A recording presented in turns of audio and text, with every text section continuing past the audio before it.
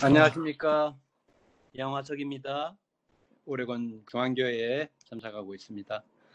오늘 말씀은 고린도후서 5장 17절 그런즉 누구든지 그리스도 안에 있으면 새로운 피조물이라 이전 것은 지나갔으니 보라 새 것이 되었다. 누구든지 과거의 삶은 그리 자랑할 것이 못 될 것 같습니다. 그렇지만 이 그리스도 예수 안에서 새로운 피조물로 거듭나고 또 새 것이 된 그런 삶이 얼마나 행복하고 또 은혜스럽고 축복이 되는 삶인지 모르겠습니다. 그리스도를 따르는 사람들은 주님께서 걸어가신 동일한 굴욕과 비난과 고난의 길을 가야만 한다.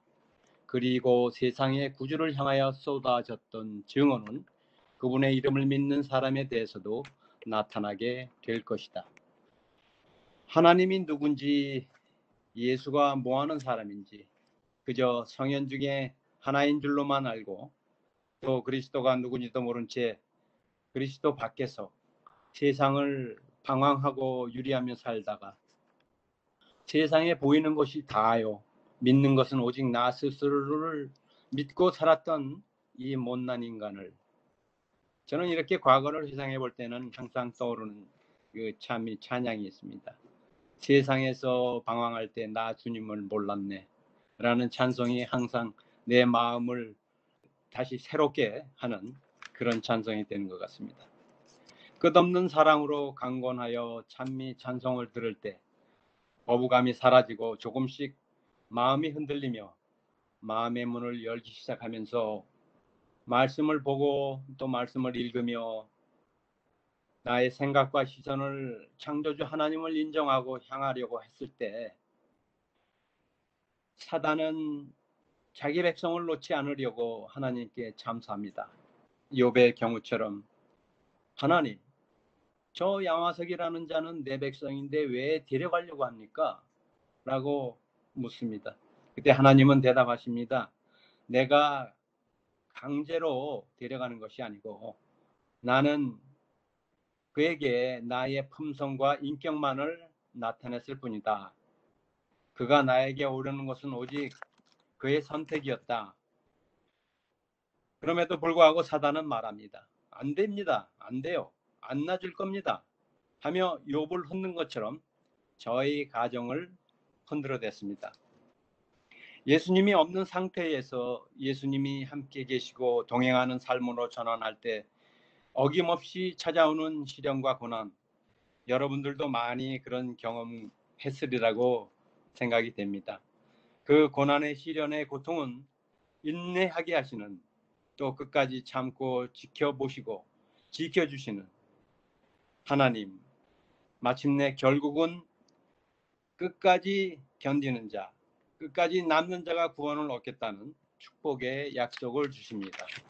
하나님께서는 아브라함을 불러 고향 본토 친척 아비를 떠나서 부르신 것처럼 청혼의 꿈과 미래의 자녀 교육을 위해서 정든 고국, 정든 고향, 친척들을 뒤로 한 채 땅설고 물설은 미국의 생활이 어찌 될지도 모르는 채 미국 이민을 결심하고 미국이란 신대륙의 땅을 밟고 또 학교와 일터를 오가며 젊은 패기와 열심으로서 힘든 줄도 모르며 일하며 이뤄낸 작은 그로서리 마켓, 아침 일찍부터 문을 열고 밤늦게까지 일하고 닫고 하면서 일을 하다 보니까 더 좋은 비즈니스로 옮겨가는 기회가 됐습니다.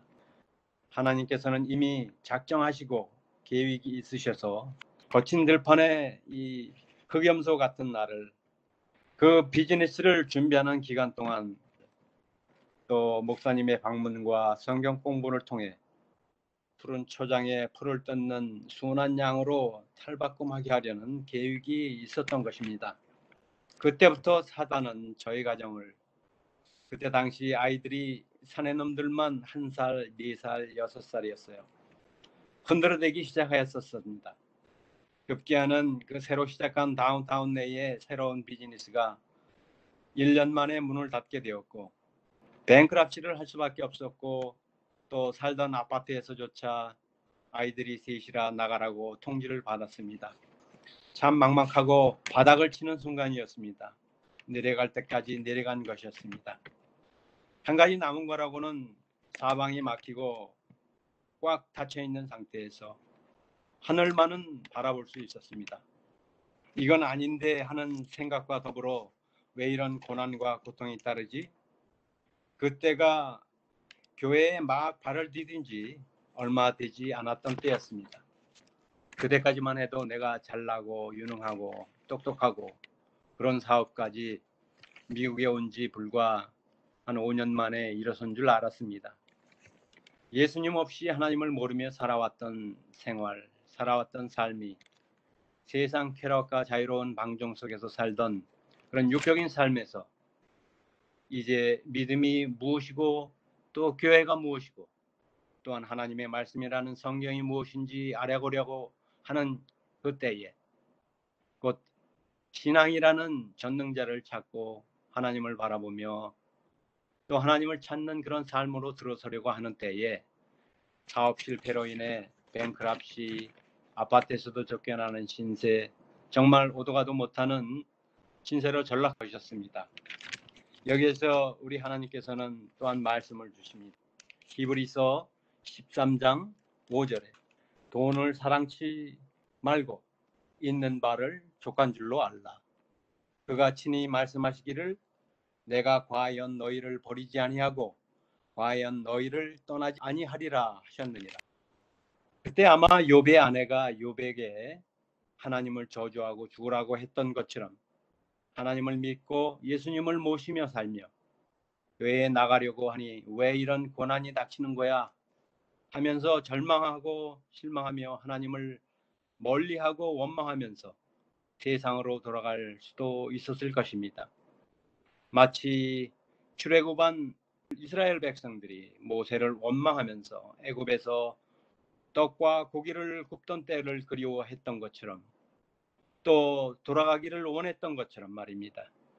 그러나 고난의 때 고통의 시련과 시험을 통과하기를 바라셨던 그때에 주님께서는 나타나셨습니다. 저희의 가정을 아예 교회 사적으로 옮기는 그런 작업을 진행하셨던 것입니다. 이제는 도망가려도 도망도 못 가고 빼도막도 못하는 온전히 하나님께 붙잡힌 바 되는 삶이 된 것이고 그것이 결과적으로 축복과 은혜라는 것을 나중에 깨달았습니다. 그 사택에서 교회 봉사를 통해 믿음이라는 싹을 틔워 이제는 어떠한 모진 태풍과 비바람에도 흔들림이 없는 큰 믿음의 나무로 성장하게 해주신 하나님께 정말 감사를 드립니다. 예수님을 모시고 교회 안에서 또 사랑스러운 세 아들, 아내 모두 주님 안에서 성장하고 또 교육을 받으며 자라서 이제는 모두 훌륭히 각자 소임을 다하는 하나님의 자녀로 양육시켜주신 은혜와 축복에 정말 감사합니다. 또 이런 감사를 통해서 또 믿음의 가정이 되게 하신 하나님께 또 영광을 돌립니다. 시편 50편 15절 환난 날에 나를 부르라. 내가 너를 건지리니 네가 나를 영화롭게 하리로다. 그런 고통과 고난 중에서도 찾아주시고 나타나신 하나님, 끝내 더할 나위 없는 축복과 은혜를 부어주시는 하나님의 사랑, 정말 그 축복과 은혜를 받을 자격이 없는데도 거저주시는 은혜와 사랑에 감사와 감사를 드릴 뿐입니다. 시편 50편 23절에는 감사로 제사를 드리는 자가 나를 영화롭게 하나니 그 행위를 옳게 하는 자에게 내가 하나님의 구원을 보이리라.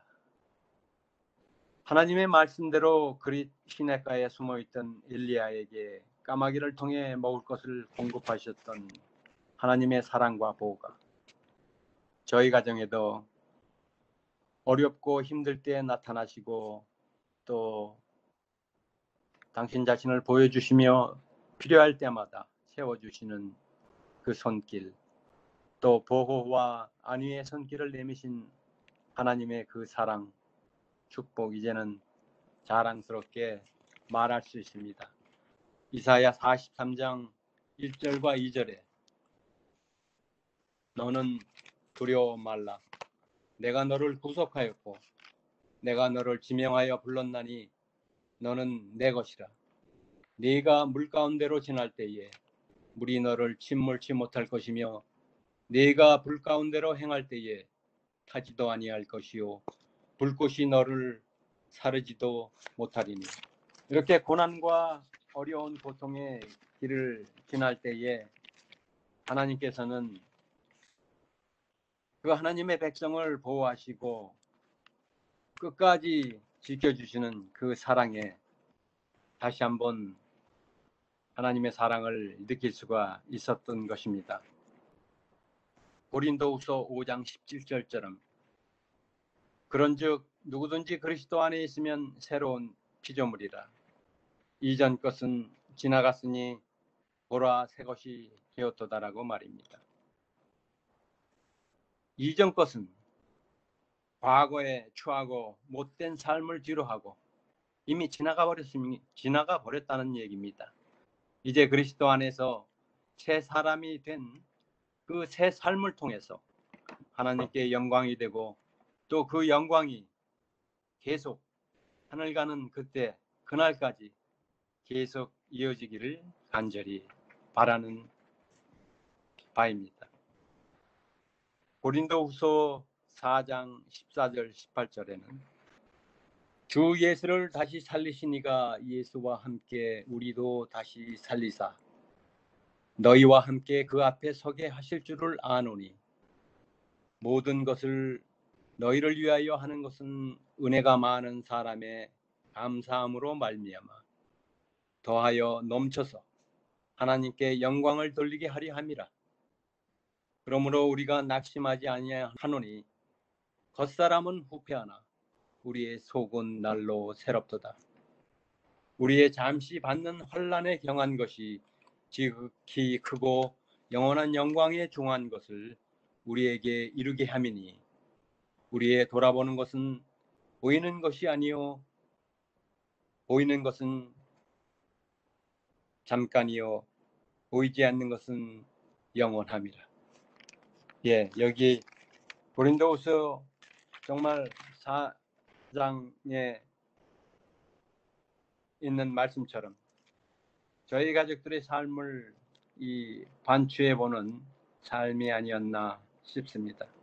이렇게 말씀으로 깨닫게 해주신 하나님께 정말 감사를 돌리고 또 영광 돌리는 삶이 예수님이 오시는 그 재림의 날까지 이어지는 삶 저와 여러분이 되시기를 간절히 바라면서 말씀을 마치겠습니다. 마지막으로 계시록 21장 4절 모든 눈물을 그 눈에서 씻기심에 다시 사망이 없고 애통하는 것이나 곡하는 것이나 아픈 것이 다시 있지 아니하리니 처음 것들이 다 지나갔음이로라. 우리는 과거를 뒤돌아볼 때에 다 잊어버리고 앞으로 새로운 표대를 향하여 전진하는 그런 믿음의 삶을 살아야 할 것입니다.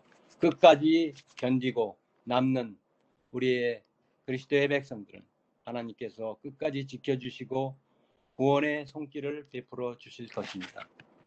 감사합니다.